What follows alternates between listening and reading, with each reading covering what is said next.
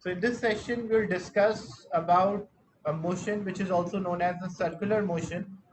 So what happened in a circular motion? When object move in a circular path, we call that motion as a circular motion. So example, object is moving in this manner. Is it a circular motion? Yes or no?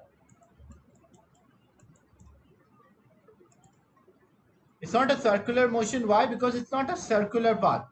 So when object is moving in a circular path, exactly circular path, then we call that as a circular motion. So this is not the right circular motion. This is a circular motion. What happened in a circular motion? The object continuously changes the direction. The direction of the motion is continuously changing.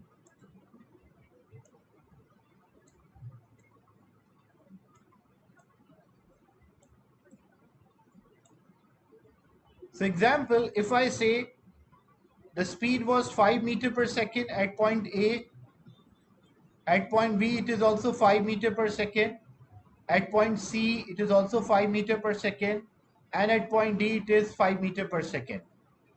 The question is there a change in speed?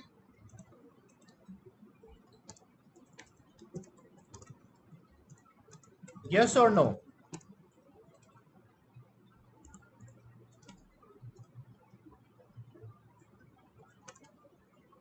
Is there a change in the speed? What about others? Saim, Hatim, is there a change in the speed?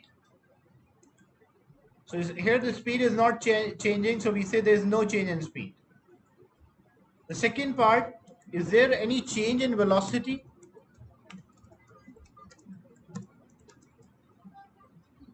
Keep in mind, velocity is a vector quantity, it depends on the direction as well. Yes or no?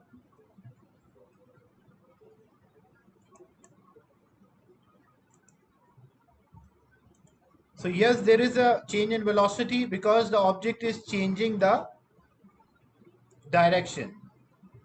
So whenever the direction change, so why there is a change in velocity?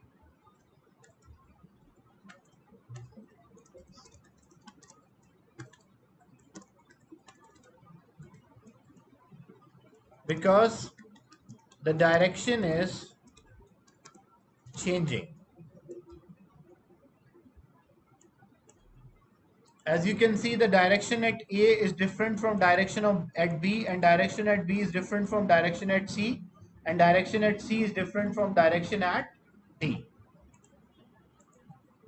Is this object accelerating?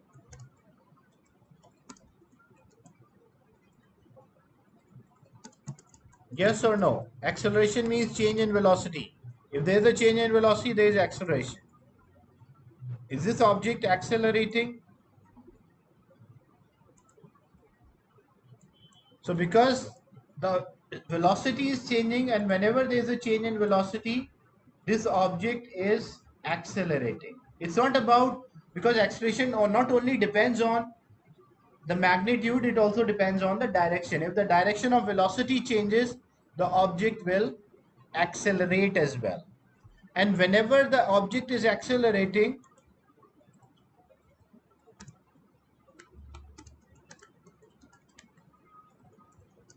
there is a resultant force.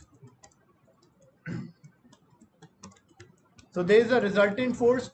What is the direction of the resultant force in a circular path?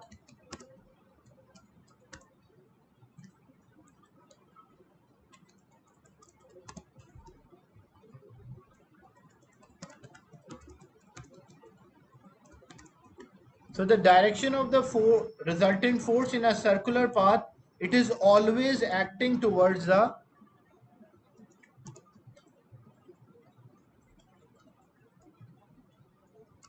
center.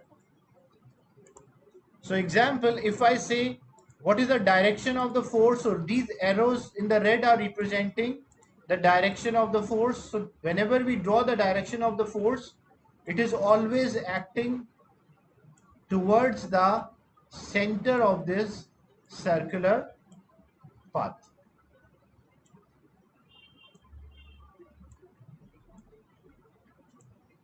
So Whenever object is moving in a circular path, it is always accelerating. So keep in mind, if a question is object move in a circular path, so there is always acceleration.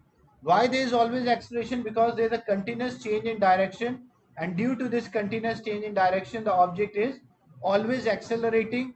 And in this circular motion, there is a force acting on the object, and the direction of the force is always towards the center of this circular path. So when object is moving in a circular path, we call that as a circular motion. Objects are moving in a circular path due to a constant force which is directed towards the center, and this force is having a specific name. What we call that? We call that as a centripetal force. So centripetal force is a name given to the direction of the force acting towards the center. Example, say a racing car, a Formula One car moving in a circular track. So there is always a force, and what is the direction of the force? It's always towards the center. Same thing if a cyclist is taking a bend or a round, so there is always a force acting towards the center. Same way a merry-go-round, so their force is acting, and what is the direction of the force? It is always towards the center. And in this example, what is the direction of the force? It will always act towards the center. So object moving in a circular path always experience a force, and that force is towards the center. Is it clear, the concept of the circular motion and the centripetal force?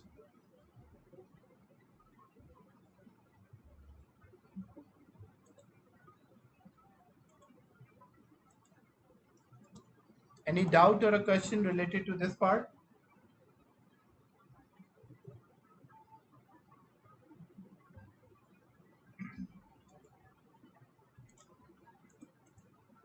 There's a formula to calculate the centripetal force, but in O levels, you don't have to learn this formula.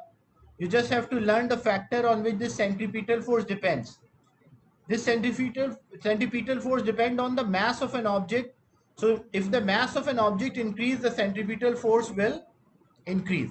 Example, I have two objects of different masses and I tied them with a rope of same length. This object is 5 kilogram, other object is 50 kilogram. Which object I need a greater centripetal force to move in a circular path, A or B? I want to move them in a circular path. Which one I need a greater force to move? So for B, I need a greater force because it's a heavy object, so I have to change the direction many times. That's why I need a greater force. So centripetal force increases as the mass of an object increase. It also depends on speed of an object. Like I have the same objects in a same identical object in a same track,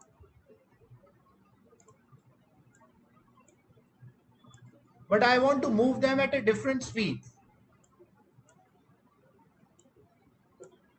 This one I want to move only with the speed of 2 meters per second slow, and the other one I want to move at a 20 meters per second with the same radius. Which one I need a greater force, A or B? Which case I need a greater force to move the object? Here we want to move it slow, other one we want to move it fast. So B, we need a greater force because we want to move it faster. So whenever you want to move the object faster, you should apply a greater centripetal force. You can experience this. Like example, you can take a stone or a pebble, small size stone, and tie it with a string and move in a circular path slowly.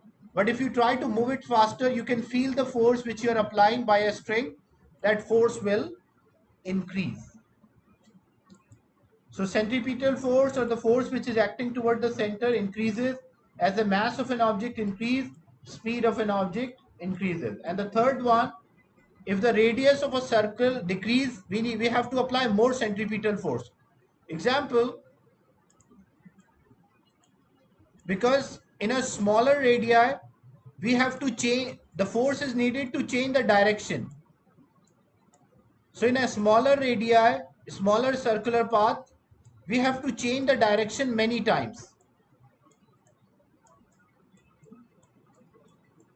But in a large circular path, we don't have to change the direction many times. For a short distance, it can move in a straight line.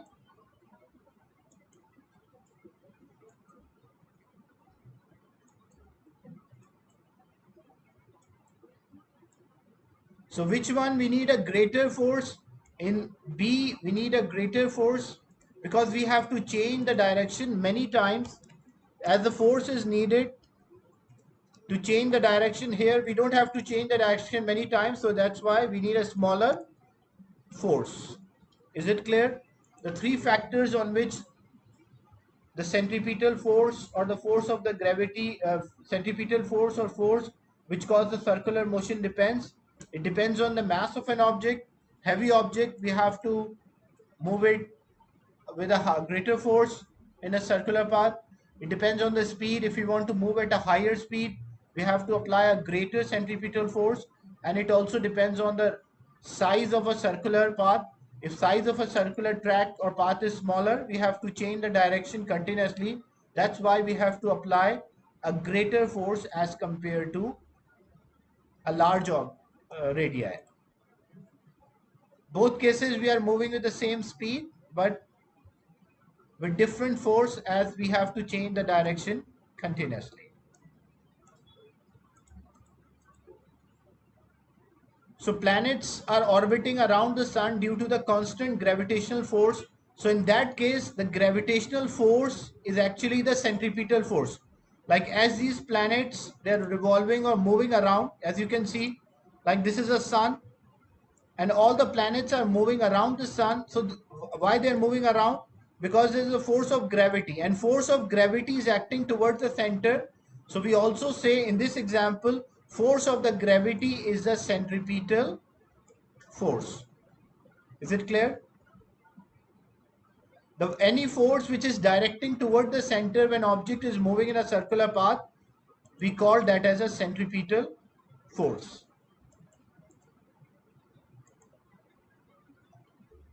So these are some examples. Electron is moving around. As electrons are moving around the nucleus in a circular path, so the force is there, but this is not the gravitational force what we call, because this is the force between the charges, so we call that as the electrostatic force. So in this example, electrostatic force is the gravitational force. So this was about the centripetal force, the circular motion. Any question related to this topic?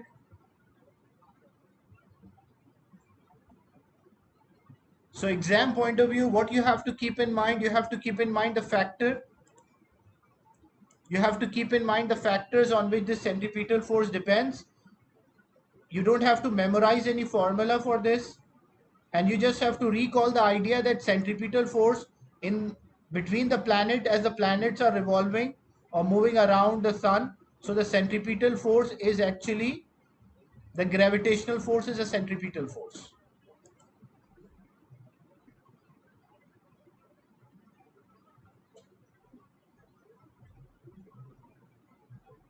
So I'll end the session and share this recording with you.